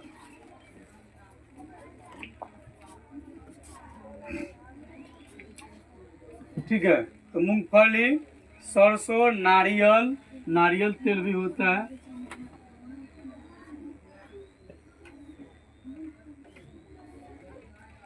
तिल भी होता है, तिल का भी निकलता है।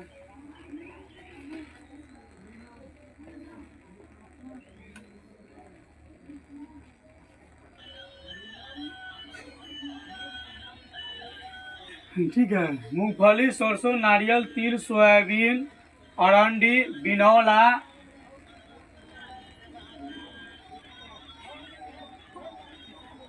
बिनौला,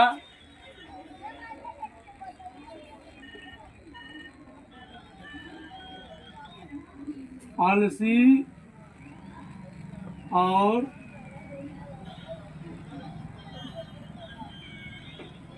सूरजमुखी, इससे जो है हमारे यहाँ तेल निकाली जाती है। ये फसलें भारत में उगाई जाती है तेल के लिए।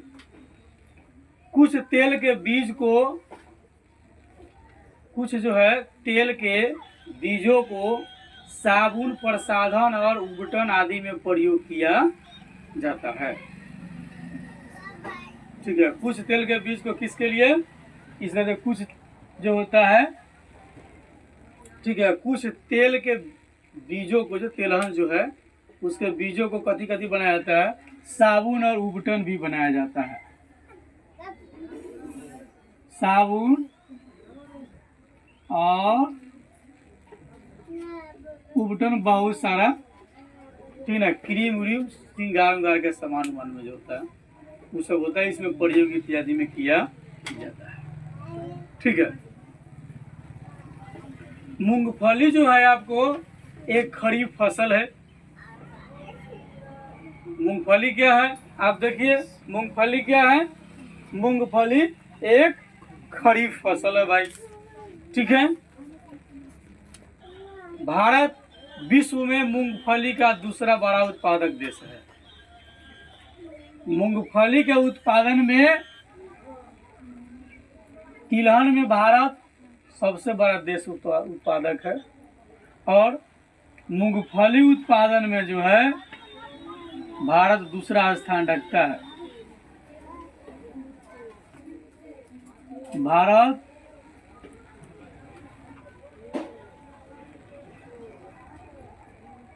मूंगफली उत्पादन में दूसरा स्थान रखता है। कौन सा स्थान रखता है, दूसरा स्थान मूंगफली के उत्पादन में। यह देश के कुल कृषिगत भूमि के 3.6% पर पैदा किया जाता है। कृषि योग्य जो भूमि हमारे यहाँ,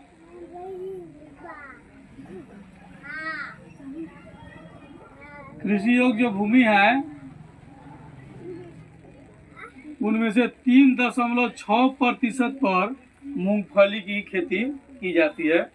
भारत में कुल तिलहन का आधा उत्पादन मूंगफली से प्राप्त होता है। जितना भारत में तेल का उत्पादन होता है उसका आधा तेल जो है, ठीक है, आधा तेल जो है मूंगफली से होता है। जितना कुल तेल उत्पादन है उसका आधा जो है तेल का उत्पादन अकेले मूंगफली से होता है। गुजरात इसके उत्पादन में भारत में सर्वप्रथम है। भारत में जो है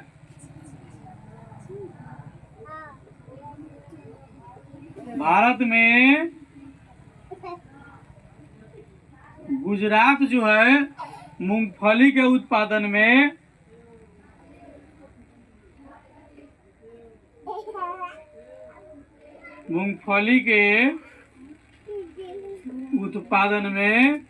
प्रथम स्थान पर है। सबसे ज्यादा गुजरात में मूंगफली की उत्पादन की जाती है। अन्य उत्पादक राज्य में आंध्र प्रदेश, कर्नाटक, महाराष्ट्र भी है। ठीक है, उत्तर बिहार में फेमस है सरसों, तिलहन। सरसों का तेल फेमस है। ठीक है, इसके अंतर्गत जो है राई, सरसों, तोरिया, ये सब सरसों में, सरसों की प्रजाति जो है राई, सरसों, तोरिया, तोड़ा भी इसको बोला जाता है।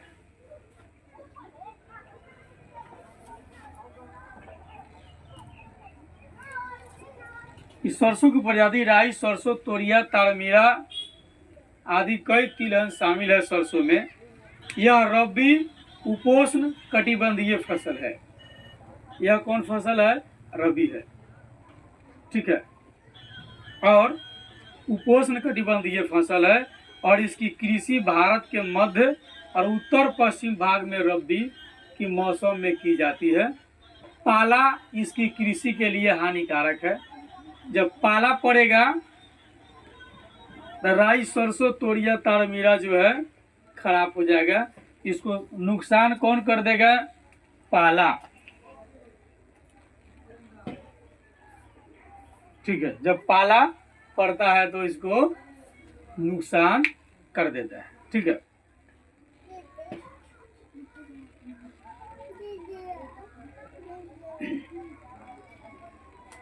इसके उत्पादन में वृद्धि के लिए एक प्रौद्योगिकी का विकास किया गया है जिसमें उन्नत बीज का प्रयोग और सिंचाई आदि शामिल है।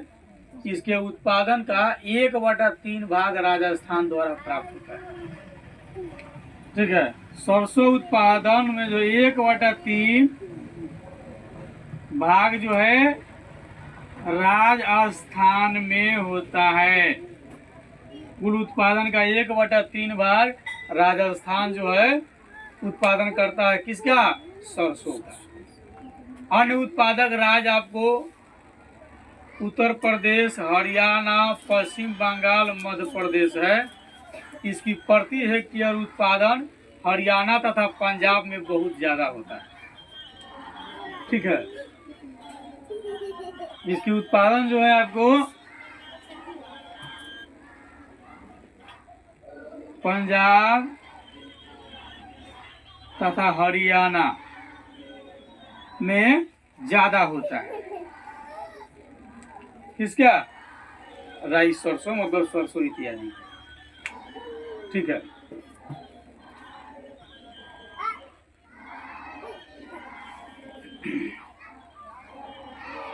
अब है अलसी, मतलब तीसी। बड़ा इम्पोर्टेंट होता है, खाने में बड़ा अच्छा भी लगता है ना। तीसी रोटी ठीक लगता है।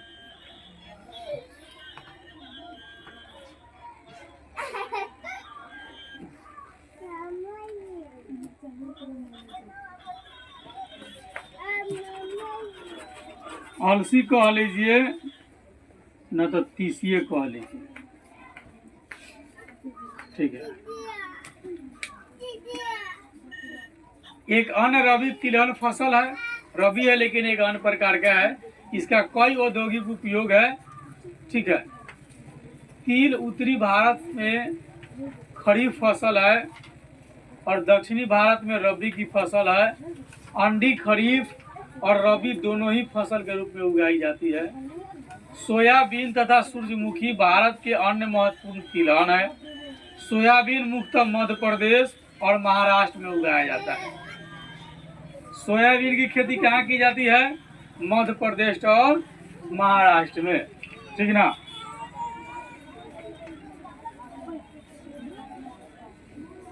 सोयाबीन कहाँ उगता है? मध्य प्रदेश और महाराष्ट्र में होता है। सोयाबीन का तेल होता है ना, रिफाइन,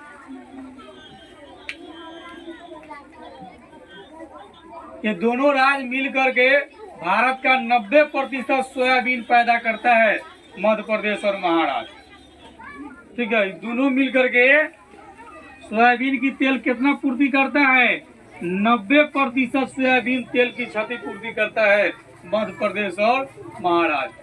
सूरजमुखी की फसल मुख्यतः दक्षिणी भारत के कर्नाटक, आंध्र प्रदेश और महाराष्ट्र में होता है और उत्तरी भारत में यह उतनी महत्वपूर्ण फसल नहीं है, फिर भी लोग उगाता है, किंतु सिंचित क्षेत्र में इसकी उपज बढ़िया होती है।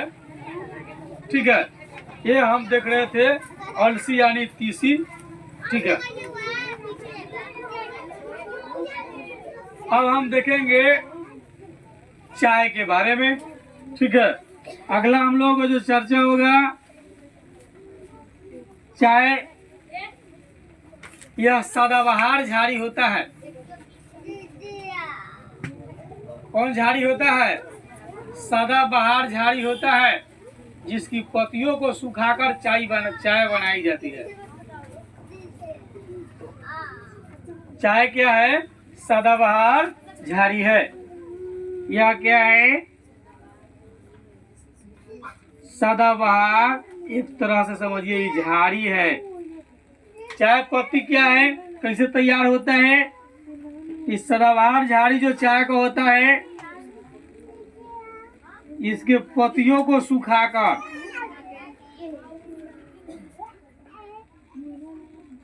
ठीक है, पत्तियों को सुखा करके जो है चाय बनाई जाती है। इसमें थीन नामक एक पदार्थ होता है। चाय पत्ती में क्या होता है? थीन नामक एक पदार्थ होता है। चाय पत्ती में क्या होता है? थीन नामक पदार्थ होता है। अब क्वेश्चन पूछ देगा ऑब्जेक्टिव में, थीन नामक पदार्थ किस फसल में पाए जाते हैं? ठीक है, तो चाय में पाया जाता है, जिसके कारण इसे पीने से हल्की ताजगी महसूस होती है। यह भारत की एक महत्वपूर्ण पेय फसल है, पीने वाली फसल है। इस फसल के उत्पादन में भारत विश्व में दूसरा है। चाय पत्ती के उत्पादन में भारत कौन सा स्थान रखता है? सेकेंड स्थान रखता है। ठीक है, कौन सा स्थान रखता है? सेकेंड स्थान रखता है। यह रोपण कृषि के अंतर्गत आता है। चाय क्या है? रोपण कृषि है। कौन कृषि है? रोपण कृषि है। चाय क्या है? रोपण कृषि है। ठीक है, सर्वप्रथम अंग्रेजों द्वारा इसकी कृषि को ब्रह्मपुत्र घाटी में 1840 ईस्वी में आरंभ किया गया था। ठीक है, इसकी शुरुआत कब की गई? 1840 ईस्वी में। किसके द्वारा? अंग्रेजों के द्वारा। कहाँ? ब्रह्मपुत्र घाटी में। ठीक है, ब्रह्मपुत्र नदी के किनारे में। ठीक है, चाय का उत्पादन सबसे पहले कब किया गया? 1840 में। ठीक है, यह आज भी प्रदेश का सबसे अच्छा जो है उत्पादक है।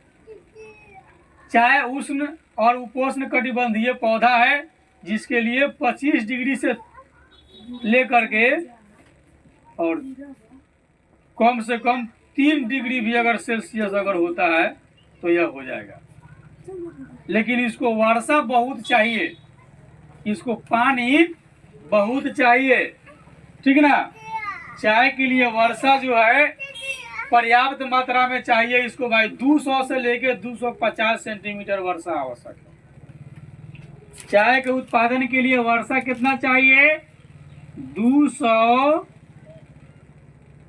सेंटीमीटर से 250 सेंटीमीटर तक जो है वर्षा चाहिए, तब चाय का उत्पादन होगा, और नहीं तो चाय का उत्पादन बड़ा असंभव है।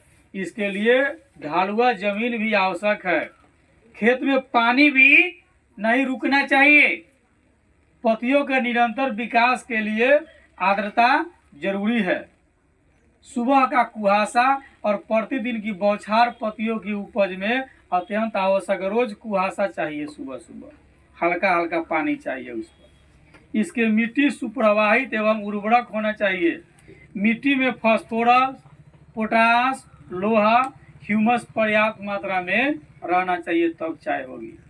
झाड़ियों की सफाई और कटाई के लिए काफी मानव श्रम की आवश्यकता होती है, बहुत मेहनत करना पड़ता है।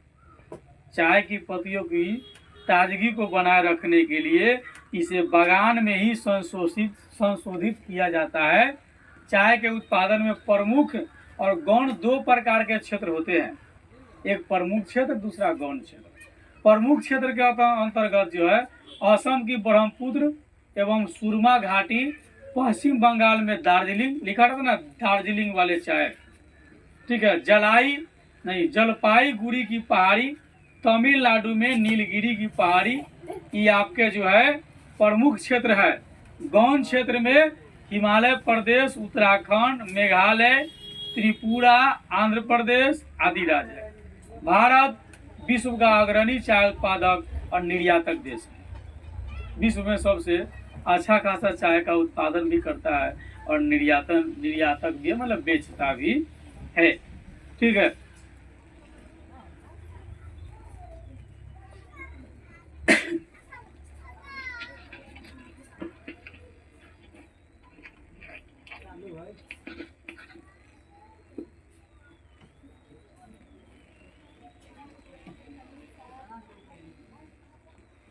अब कॉफी पर देखेंगे हम लोग।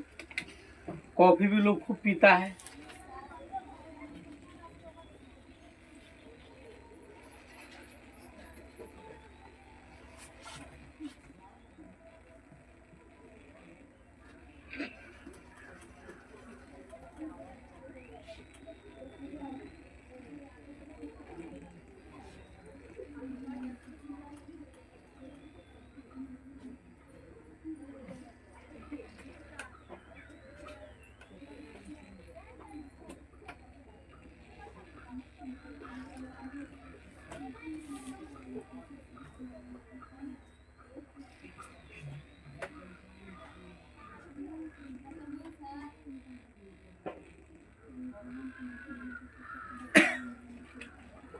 कॉफी भी पेय फसल है।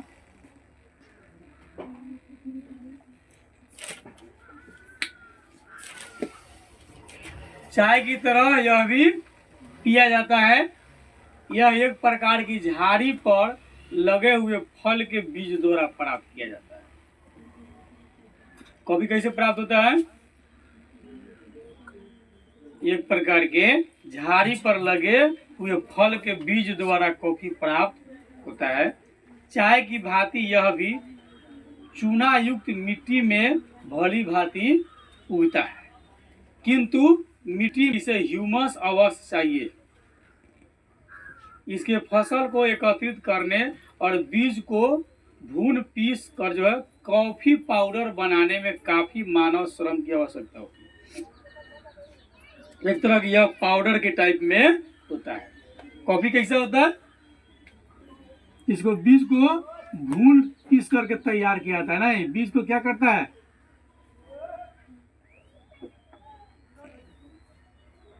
बीज को भून पीस कर क्या बनाया जाता है? पाउडर। क्या तैयार किया जाता है?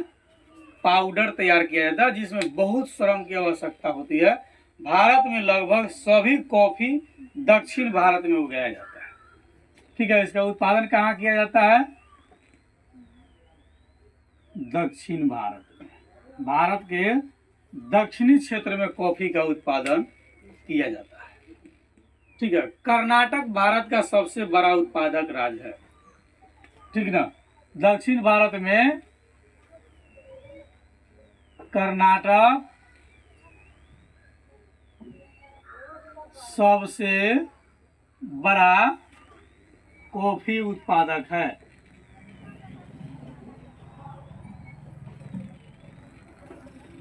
ठीक है। कर्नाटक भारत में पहला स्थान पर है, जो सबसे अधिक मात्रा में कॉफी का उत्पादन करता है।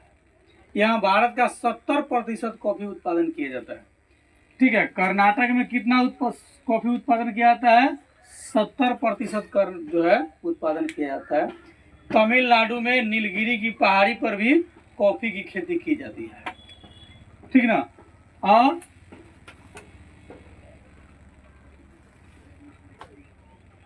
तमिलनाडु में नीलगिरी की पहाड़ी,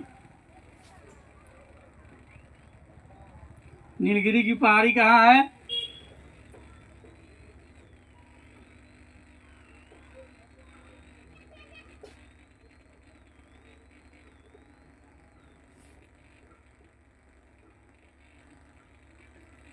ठीक है। तमिलनाडु में नीलगिरी की पहाड़ी पर